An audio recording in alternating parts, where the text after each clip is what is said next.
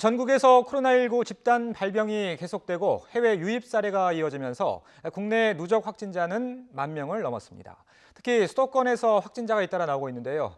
정부는 잠시 뒤 고강도 사회적 거리 두기를 연장한다고 공식 밝힐 예정입니다. 서울대우 중앙대 약학대학 교수와 함께 자세한 이야기 나눠보겠습니다. 안녕하십니까? 네, 안녕하세요. 교수님, 저희가 이제 조금 전에 속보로 이제 전해드리긴 했는데 어제 하루에도 이제 국내 추가 확진자가 94명이 나왔더라고요. 네. 그래서 어제 이미 이 국내 누적 확진자 수가 10,000명을 넘어섰고 또 지금 유럽이나 미국에 비하면 좀 증가 폭이 그렇게 크진 않지만 지금 100명이라는 숫자가 그렇게 작은 건 아니잖아요. 어떻게 그렇습니다. 보고 계세요? 예, 이제 기본적으로 이틀 전에 이제 80명대로 왔다가 오늘 또 이제 거의 94명이니까 예. 또 약간 늘어난 감이 예. 있습니다. 예. 그리고 이제 해외 유입 요인도 있는 거죠. 예. 그런데 지금 이제 해외 유입 요인이 국내 발생 요인의 거의 이제 반 정도를 차지합니다. 반 조금 안 되는데요. 예. 이제 그렇기 때문에 국내에서 이제 발생하는 확진자는 약 한 50명 약간 넘을 것 같습니다. 그러니까 50명 부근에서 계속 이제 국내에서 발생한다 이렇게 볼 수가 있죠. 그리고 이제 예. 해외에서 한 30명에서 많게는 50명 사이에 이제 계속 유입이 되고 있다 이렇게 볼 수 있습니다. 기본적으로는 우리나라가 둔화 추세가 나름대로 안정적으로 관리되고 있다 이렇게 볼 수 있겠습니다. 그러니까 이 상황에서 갑자기 300명대로 늘어난다거나 400명대 막 이렇게 늘어나지는 않지 않습니까? 그러니까 계속적으로 환자 발생이 있고 해외 유입 요인도 있기는 하지만 그럼에도 불구하고 한 80명에서 90명 이 사이로 관리가 되고 있는 이런 상황이기 때문에 현재의 기조를 잘 유지한다고 하면은 폭발적인 양상만 줄일 수 있다는 가정하에서는 계속 이런 기조가 어느 정도 유지가 될 것 같고 우리나라에서 이런 기조가 유지된다고 하더라도 이제 외국이에 매우 심각하기 때문에 우리만 완전히 관리를 한다고 해서 완전히 없앨 수는 없는 것이거든요. 종식 국면에 갈 수는 없습니다. 그러니까 이런 정도로 계속 관리해 나간다고 하는 것도 굉장히 중요한 거기 때문에 그런 점에서 현재 우리 발생 양상은 다소 집단 감염이 있고 아주 소수이기는 하지만 집단 지역사회 감염이 여전히 있기는 합니다만은 그럼에도 불구하고 이 둔화 추세가 그대로 유지되고 있는 상황이 현재의 상황이다 이렇게 볼 수 있겠습니다. 예. 자, 아까 말씀드린 대로 어제 하루 국내 확진자 수는 94명이 들었는데 저희가 지금 추가 속보가 들어왔는데 이 지역별 현황이 또 들어왔습니다.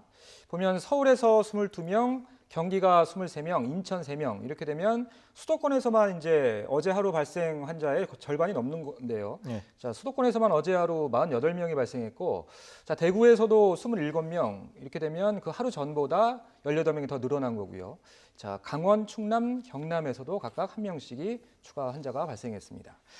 자, 상황이 좀 이렇다 보니까 이 정세균 국무총리가 오늘 지금 중대본 회의를 주재하고 있는데 조금 전에 이제 모두 발언을 통해서 이 고강도 사회적 거리두기를 연장할 방침을 밝혔는데 직접 들어보고 계속해서 이야기 나눠보겠습니다.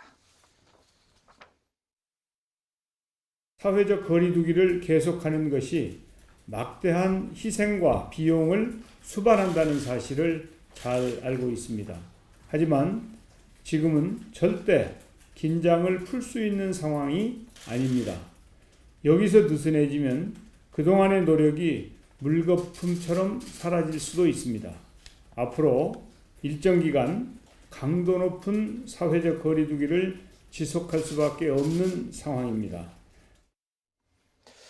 자, 이 강도 높은 사회적 거리두기 지금 많은 국민들께서 스스로 실천을 하고 계시면서도 그게 또 정확한 의미를 모르는 분들도 계실 것 같아요. 그걸 좀 설명을 해주시죠. 예, 이제 사회적 거리두기, 강력한 사회적 거리두기라고 하는 것은 이제 행정 조치나 그 이외에 법에 정해진 규정대로 강제적 조치가 가능한 것을 얘기합니다. 사회적 거리두기. 그러니까 이제 교회 집회도 어떻게 해라, 아니면은 교회의 폐쇄를 명령한다거나 이런 행정 조치가 수반된 게 이제 강력한 고강도의 사회적 거리두기 이렇게 볼 수 있는 것이거든요. 지금 우리가 이제 그런 조치를 시행하고 있습니다.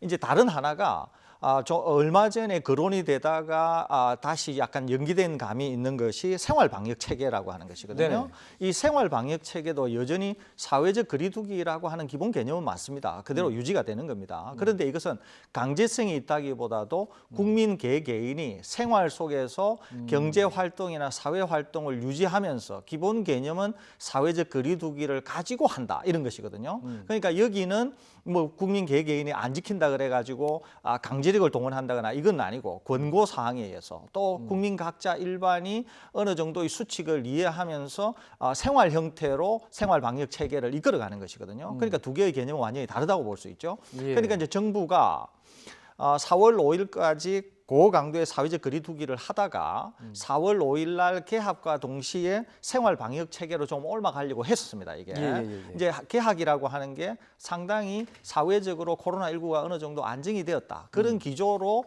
등교 개학을 시도하려고 했는데 지금 감염원과 감염 경로가 불투명한 여전히 그런 집단 감염이 있고 또 지역 사회 감염도 있는 데다가 해외 유입 요인이 있으니까 개학을 연기한 거 아닙니까? 그죠? 그 상황에서 또 개학을 연기했는데 생활 방역 체계로 이행하기는 좀 어려운 측면이 있었다는 거죠. 그렇기 때문에 현재 방금 말씀드린 대로 감염원과 감염 경로를 모르는 상황도 있고 그래서 아마 고강도 사회적 거리두기를 좀 더 유지하면서 상황을 좀 더 보고 아마 생활 방역 체계로 가려고 하는 게 아닌가 이렇게 생각이 됩니다. 그런데요, 이 뭐 무한정 계속 연장만 할 수는 없는 거잖아요. 왜냐하면 국민들 피로도도 굉장히 좀 심각한 상태인 것 같고, 그래서 이제 그러면은 그 일상생활 속에서 스스로 실천하는 그런 생활 방역 체계를 얼마나 좀 이렇게 세밀하게 좀 효율적으로 설계를 하느냐, 정부에서 그냥 막연하게 그냥 알아서 잘 지켜줍시다 이렇게 어떤 시민 의식에만 기댈 수는 없는 부분이잖아요. 예, 그렇습니다. 일종의 이제 가이드라인을 제시하겠다고 얘기는 했습니다. 그래서 아마 전문가들이 심층적으로 그 가이드라인을 정리하고 있을 것으로 생각은 되거든요. 그런데 이제 기본 개념은 뭐냐면 사회생활이나 경제 활동을 하면서도 사회적 거리두기라고 하는 기본 개념을 가지고 가는 거예요. 그러니까 뭐 식당을 간다든지 영화관을 간다든지 어디를 가더라도 내가 자리를 앉을 때 어떻게 앉을 거냐, 또 자리 배치를 어떻게 할 거냐, KTX 같은 걸 탈 때도 어떻게 할 거냐, 자리 배치를. 그래서 일정 간격을 두고 그다음에 지속적으로 소독 방역을 하면서 개개인들도 계속 마스크를 착용하고 비누로 손을 씻기 등 이런 것들을 이제 구체화하겠다는 거예요. 각각의 사례에 있어서. 그게 이제 생활 방역 체계인데 언젠가는 시행을 해야 되겠지만 아직은 시행을 하기가 좀 어려운 감이 있다 이런 생각이 들고 아무래도 환자가 더 줄어들거나 실제로 환자들을 감시망 내로 다 편입을 시켜서 추적 가능한 범위가 되었을 때 그때는 생활 방역 체계로 올라가지 않을까 이렇게 예측이 됩니다. 예. 자, 앞서서 저희가 속보로 전해드린 대로 어제 하루 국내 코로나19 확진자 수는 94명이 늘었는데요. 이번에는 취재기자 연결해서 자세한 소식 들어보겠습니다. 이승훈 기자. 네, 이승훈입니다. 자, 조금 전 발표가 됐는데 자세한 내용 전해주시죠. 네, 어제 하루 신규 확진자는 모두 94명입니다. 그제 하루 확진자 86명보다 다소 줄었습니다. 누적 환자는 모두 1,156명이 됐습니다. 어제 하루 사망자는 3명, 누적 사망자도 177명이 됐습니다. 신규 격리 해제된 사람은 304명입니다. 이에 따라서 누적 완치 판정 환자도 6,325명으로 늘었습니다. 지역별로는 수도권과 해외 감염 사례가 많습니다. 어제 공항 검역 과정에서 확인된 환자가 15명입니다. 이에 따라서 검역에서 확인된 해외 입국 환자 수도 279명으로 늘었습니다. 수도권에서 확인된 환자가 많았습니다. 소규모 집단 감염 그리고 해외 유입 사례의 영향입니다. 서울 22명, 경기 23명, 그리고 인천에서 3명의 환자가 확인됐습니다. 대구에서는 27명의 신규 환자가 나왔고요. 경북에서는 1명의 확진자가 나왔습니다. 이 밖에 강원 1명, 충남 1명, 그리고 경남에서 1명의 환자가 나왔습니다. 자, 저희가 앞서서 조금 전에 직접 들어보긴 했는데 정세균 국무총리가 오늘 아침에 강도 높은 사회적 거리두기의 필요성을 강조했죠? 네, 그렇습니다. 정세균 총리는 오늘 아침 정부 서울청사에서 중앙재난안전대책본부 회의를 열면서 이런 말을 했습니다. 지금은 사회적 거리두기가 일상을 찾는 가장 빠른 길이라는 겁니다. 정 총리의 이런 말은 정부가 내일까지로 하겠다는 강도 높은 사회적 거리두기를 조금 더 하겠다고 이렇게 결정한 데 따른 걸로 보입니다.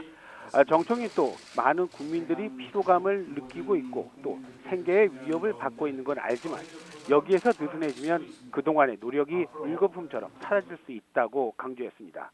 2주간에 걸친 고강도 사회적 거리두기의 성과는 분명하지만 수도권 감염 추세가 진정되지 않고 있고 해외 상황이 갈수록 심각해지는 등 상황이 여전히 좋지 않다는 겁니다. 사회적 거리두기 연장 그리고 이와 관련한 구체적인 내용은 조금 뒤 박능우 보건복지부 장관이 회의 결과를 발표할 예정입니다. 지금까지 사회부에서 YTN 이승훈입니다. 자, 취재기자 통해서 이야기를 들어봤고요. 자, 교수님, 네. 이제 최근에 이제 확진자 수가 꾸준히 이제 줄지 않고 있는 가장 큰 이유 중에 주된 요인이 이런 병원 등에서의 집단 감염, 또 해외 유입 이렇게 아까 말씀을 해주셨는데 특히 최근의 사례를 보면 의정부 성모병원에 같은 경우에는 그 확진자분께서 대중 목욕탕을 이용한 사실이 또 좀 알려졌잖아요. 예, 그렇습니다. 좀 전에도 저희가 추가 또 확진자가 나왔다는 그 뉴스가 저희가 들어온 걸 확인했었는데 어떻게 대응해야 될까요?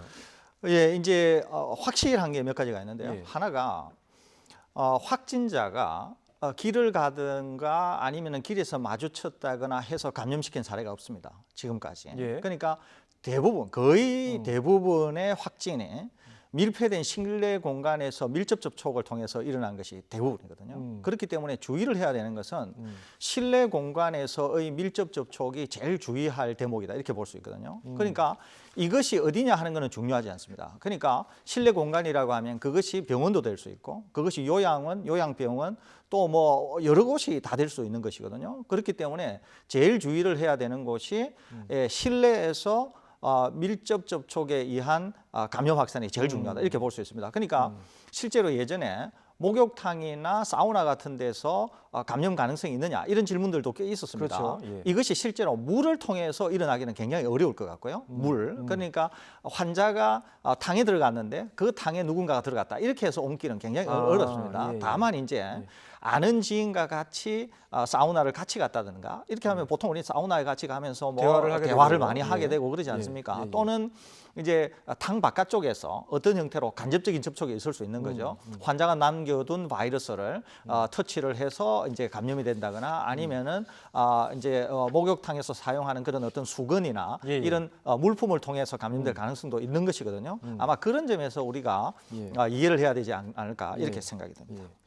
그리고 또 해외 유입 사례도 좀 심각하다 문제가 있다고 짚어주셨는데 그 입국자 이제 발열 검사를 하니까 그 전에 해열제를 먹고 열을 낮춘 다음에 이제 통과를 하는 경우가 생겨서 나중에 확진되는 사례가 있더군요. 이런 문제는 또 어떻게 대응을 해야 될까요? 이제 해열제를 먹게 되면은 이제 발열 체크만으로는 증상 유무를 알아내기가 거의 불가능합니다. 예. 그렇기 때문에 이제 어쩔 수 없는 상황이라고 볼 수 있습니다. 이런 이제 케이스는 많이 있었거든요. 그래서 오히려 우리가 해야 되는 것은 입국자 전원에 대한 전수 검사를 해야 되겠다는 생각을 갖고 있습니다. 그러니까 지금 서울시가 이것을 하려고 하는 거지 않습니까? 예. 그러니까 다른 지자체들도 마찬가지로 입국하는 분들에 대한 전수 검사를 하게 되면 이제 전수 검사를 하는 거 하나 하고 그러면 1차 선별은 됩니다. 두 번째는 이분들이 의무적으로 14일 자가격리를 하지 않습니까? 예. 그렇게 될 경우에는 어떻게든지 증상이 드러날 수밖에 없는 것이거든요. 그래서 이런 두 가지 조치를 해야 지금 앵커께서 말씀하신 이런 상황을 극복할 수 있을 것으로 이렇게 생각이 듭니다. 예.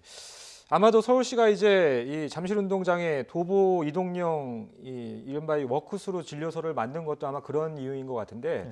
이런 것들이 아무래도 좀 도움이 될까요? 물론 증상이 있으신 분들은 그 전에 걸러지겠지만 증상이 없으신 분들은 여기서 한 차례 이제 검사를 받게 되는 거니까요. 예, 그렇습니다. 이것은 뭐 아주 적절한 조치라고 보고 예. 반드시 해야 되는 조치다 이렇게 평가가 됩니다. 왜 예. 그러냐면은 외국에서 입국하는 분들이 실제로 이제 이 설별 진료소를 통해서 확진 검사를 받게 되면은 양음성으로 구분이 될 거 아닙니까, 예, 그죠? 예. 그러면 양성인 분은 이제 병원을 가시거나 아니면은 생활치료센터에서 치료를 받으시겠죠. 음성인 분들은 자가에서 격리 조치될 거 아닙니까, 예, 예. 그죠? 그러니까 14일 동안 격리 조치되는 동안에 증상이 드러나면서 증상 여부에 따라서 다시 검사를 받을 수가 있는 것이거든요. 그렇기 때문에 지금 이렇게 하려고 하는 서울시의 조치는 매우 적절해 보이고 다른 지자체도 이렇게 해야 되지 않을까 이렇게 생각이 듭니다. 예. 이제 보면은 공항에서 차량을 타고 이제 잠실까지 그 이동을 한 다음에 거기서 이제 걸어서 이제 검사를 받는 거잖아요. 그런 과정상에서는 뭐 별 문제는 없다고 보시죠. 뭐 별 문제는 없다고 생각이 됩니다. 이제 다만 주민들께서 왜 우리 지역이냐, 우리 지역에 대한 뭐 어떤 감염 우려 이런 예, 것들이 거기 있기는 거주하시는 한데 주민들. 그렇습니다. 그런데 뭐 전혀 그런 걱정은 없는 것이고요. 또 하나는 서울시가 이제 인천에 하기는 어렵지 않습니까? 행정구역이 아니기 때문에. 그렇죠. 그래서 이제 서울시로 한 것 같고 예. 또 하루에 이제 한 1,000명 정도를 처리를 해야 되니까 비교적 넓은 공터를 이용하는 것 같고 또 공기 흐름이 좋아야 이 이제 워킹 스루를 할 때의 이렇게 추가 감염 확산을 좀 막을 수가 있는 것이거든요. 검체를 채취하시는 분들 사이에 줄을 서 있다가 이제 감염 확산이 될 수 있는 거를 억제하는 그런 것들 때문에 이제 아마 이 지역을 고른 것 같고, 또 워킹 스루를 한 이유는 워킹 스루를 해야 이 처리 시간이 좀 짧아집니다. 그렇죠. 이게 그래서 여러 가지를 고려해서 이렇게 한 것 같기 때문에 상당히 뭐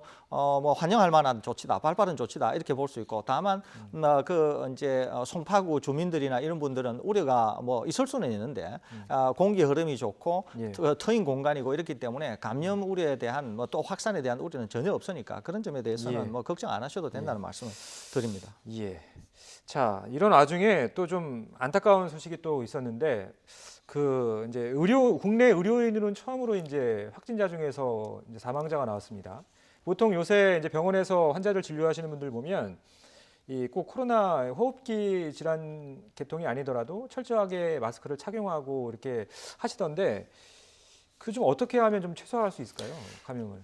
이분이 이제 우리나라 첫 이제 의료진으로서 사망하신 분입니다. 예. 이분이 사망하신 것은 사실 확진된 환자인 줄을 모르고 이제 그렇죠. 환자를 예. 보셨어요. 예. 그러다가 나중에 이제 확진 여부가 확인이 되고 본인도 이제 감염 사실이 확인이 되지 않습니까? 그리고 본인도 아마 이제 고혈압, 당뇨 같은 이런 기저 질환이 있어서 아마 위중한 상태에 빠졌다가 사망하신 것으로 생각이 됩니다. 그런 점에서 굉장히 안타까운 일이라고 볼 수 있는데 우선 하나는 병원 감염을 막기 위해서 또 의료진 감염을 막기 위해서 우선 이제 병원 이 조그만 병원들 병의원 같은 경우에는 사실 무방비 상태라고 할 수 있습니다. 예. 그렇기 때문에 가능하다면 이분들이 마스크를 꼭 착용하셔야 되고 또 병의원을 방문하는 유증상을 갖고 계신 분들은 그 어떤 경우에도 병의원을 이용하시면 안 됩니다. 오히려 1339나 보건소에 연락을 하셔가지고 선별 진료소를 통해서 확진 검사가 된 상태에서 병원을 출입하셔야 되거든요. 그런데 병의원에는 그런 시설이 없기 때문에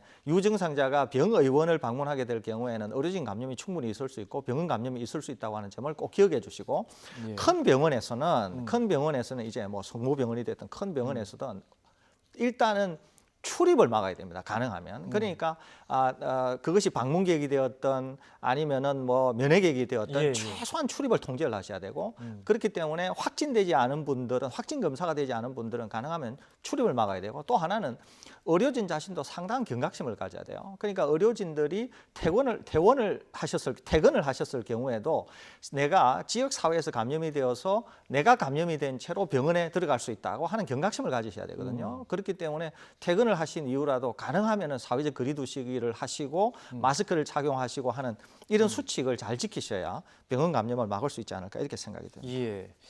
자, 이런 가운데 대구에서 이제 그 40대 환자가 숨졌는데 기저 질환이 이제 있다 없다 이게 논란이 됐습니다. 그래서 대구시의 발표와 이 중앙방역대책본부의 발표가 이제 다른 부분인데 어떻게 받아들이는 게 좋을까요? 이거는 이제 아직은 확실하지는 않습니다. 다만 이제 4인이 폐렴이다고 나온 것 같아요. 그런데 이제 코로나19가 폐렴을 일으키지 않습니까? 그렇죠. 그러니까 코로나19에 의해서 폐렴인지 아니면은 기저 질환으로서의 폐렴이 있는데 이 코로나19에 의해서 폐렴이 더 악화된 것인지가 아직 명확하지가 않습니다. 그렇기 때문에 이제 방역 당국과 이제 지자체의 발표가 좀 다른 것 같거든요. 이거는 아마 좀 더 지켜봐야 되지 않을까 이렇게 생각이 듭니다. 방역 당국 입장에서는 아무래도 좀 이런 부분에 대해서는 좀 면밀히 좀 살펴본 뒤에 발표하는 게 맞다고 봐야 되겠죠. 그렇습니다. 왜 그러냐면은 이제 기저 질환이 없는 40대 굉장히 건장한 분이 그렇죠. 사망했다. 이것은 상당히 이제 국민 불안을 키울 수가 있는 것이거든요. 그렇기 때문에 아마 방역 당국은 좀 더 여러 가지를 검토해서 발표하는 게 좋지 않겠나. 이게 기본 입장인 듯이 보입니다. 예. 자, 우리 국내 상황도 뭐 문제입니다만 요새 이제 미국이나 유럽 상황이 매우 좋지 않잖아요. 국내 상황과도 뭐 간접적으로 영향이 있는 부분이기 때문에 특히 이제 미국이 이제 환자 수가 가장 많은 나라가 된 지 며칠이 됐습니다. 좀 어떻게 보고 계세요? 왜 이렇게 좀 급속도로 퍼지고 있는 겁니까? 미국이 이제 가지고 있는 뭐 민낯이라고 볼 수 있는데요. 미국은 이제 여러 가지 문제가 있습니다. 하나는 이제 불법 체류자도 많고 또 이제 의료보험을 가지고 있지 않는 분들도 그렇죠. 많고. 우리하고는 의료 체계가 다르니까. 그다음에 또 병원에서 일단 이제 확진 환자가 되어서 만일에 치료를 받는다고 하면 보험이 있거나 보험이 없거나 상관없이 굉장히 이제 고비용을 지출을 해야 됩니다. 이제 그런 어려움이 있죠. 그러니까 보험이 없는 분이나 불법 체류자들은 만일에 아플 경우에 굉장히 생명의 위협을 받지 않는 경우에는 병원을 가지 않고 계속 감염 확산을 일으킬 가능성이 많습니다. 그러니까 이런 구조적인 문제가 있는 것이죠. 또 다른 하나는 WHO와 CDC가 굉장히 잘못한 것 중에 하나가 이 마스크 문제입니다. 제가 처음부터 마스크에 대한 중요성을 굉장히 많이 얘기했었는데 그 이유 중에 하나는 이것이 확실히 밀접 접촉에 의한 비말 감염이거든요. 비말 전파입니다. 그렇기 때문에 마스크는 그 어떤 경우에도 굉장히 중요한 보호 수단이 되는데 상당 기간 동안 이제 이것이 이루어지지 못했어요. 그렇기 때문에 뭐 무차별적인 그런 확산이 이미 일어났었고 그 확산이 일어난 것에서 이제 확진자가 쌓이다 보니까 순식간에 이제 사망 사례가 많이 나오게 된 거죠. 거기에다가 미국인 경우에는 우리와 문화가 달라서 주로 고령층들이 요양원에 주로 집단 거주를 하는 분들이 대부분입니다. 예. 이제 자식이 돌보고 이러지 않기 때문에 그러니까 한번 요양원 같은 데서 감염 확산이 된다고 하면은 뭐 엄청난 사망을 낼 수 있는 그런 구조적 취약이 있는 그런 국가라고 볼 수 있는 거죠. 거기에다가 대통령께서 초기에 좀 인식이라고 하는 게 굉장히 좀 안일한 측면이 있어서 상당한 확산이 될 때까지도 미국 정부가 적극적으로 대응하지 못한 초기 대응의 실패도 있을 수 있거든요. 그렇기 때문에 이런 것들이 전부 다 맞물려서 지금의 사태를 낸 것으로 보고 뭐 굉장히 고통스러운 2주가 될 거다 이렇게 대통령께서 말씀을 하셨지만 저는 굉장히 고통스러운 4월이 될 것이다. 그러니까 통째로 4월이 될 것이다. 이렇게 전망하고 있는데 아마 상당히 더 많은 희생자를 내지 않을까 이렇게 조금 전에 생각됩니다. 이제 뉴스 들어온 걸 보면 그래서 이제 마스크 정책을 바꿨다는 거잖아요. 뭐 첫 마스크긴 하지만 쓰도록 권고를 한다고 하는데 뒤늦게나마 좀 효과가 있을까요? 마스크는 상당한 효과가 있습니다. 기본적으로. 그러니까 우선 이 바이러스와 관련해서 제일 강력한 수단은 사회적 거리두기입니다. 두 번째가 이제 마스크와 비누로 손을 씻는 것이거든요. 그러니까 사회적 거리두기가 굉장히 고강도로 중국처럼 시행이 되면 되는데 미국은 그런 사회가 아니지 않습니까? 그렇다고 하면 그다음에 중요한 것은 마스크인 것이거든요. 그래서 미국이 이제 뒤늦게 깨닫고 이런 정책을 시행하는 게 아닌가 이렇게 생각이 듭니다. 이제 또 다른 한 축이 이제 유럽 상황인데 유럽 상황은 뭐 지금 이탈리아 포함해서 스페인도 그렇고요. 어떻게 보세요? 언제쯤 좀 진정이 될까요? 유럽은 만일에 이제 100이라고 할 때 지금 50 부근에 온 것으로 생각이 됩니다. 50. 일부 국가는 아직 50이 안 간 국가도 있습니다. 정점에 다다랐단 말씀이시죠? 아닙니다. 100을 정점이라고 할 때 뭐 한 50 정도의 이탈리아나 스페인에 와 있다고 볼 수 있습니다. 그러니까 정점을 찍더라도 환자 수가 없어지는 게 아니라 환자 수가 이제 줄어들면서도 계속 환자가 발생하는 것이거든요. 그러니까 향후에도 계속 이제 지속이 될 것 같은데 그나마 약간의 정점에서 둔화 추세를 보이기는 합니다. 4,000명대로 확진 환자가 줄어들었기 때문에 그렇지만은 사망 환자가 굉장히 많이 나오고 있어서 여전히 유럽 지역은 향후로도 가야 될 길이 50 정도가 남아 있으니까 굉장히 어려운 길을 가지 않을까 이렇게 생각이 됩니다. 자, 또 우리 뭐 이웃 국가니까요. 일본 상황도 좀 걱정이 되는데 아직까지 눈에 띄는 통계 자료로는 그렇게 주목되지 않는 부분도 있는 것이 사실이긴 한데 이걸 그대로 받아들이는 사람 많지 않은 것 같아요. 어떻게 보세요? 일본은 굉장히 심각해 보입니다. 아직까지 보도가 나오지는 않는데 일본에서 아마 한 며칠 이내에 어떤 아주 중요한 보도가 하나 나올 것 같습니다. 이 코로나19와 관련해서. 그런데 확실한 것은 이미 엄청나게 광범위한 수준으로 바이러스가 전파가 되어 있고 그래서 상당히 많은 사람들이 이미 감염이 되어 있는 정황이 곳곳에서 드러나고 있습니다. 그렇기 때문에 폭발적으로 사망자가 나올 가능성이 있거든요. 그래서 일본 상황이 나빠질 가능성이 있기 때문에 굉장히 예의주시해야 될 것으로 그렇게 생각이 됩니다. 예, 알겠습니다. 네, 지금까지 설대우 중앙대 약학대학 교수와 함께 코로나19 상황 짚어봤습니다. 말씀 여기까지 듣겠습니다. 고맙습니다.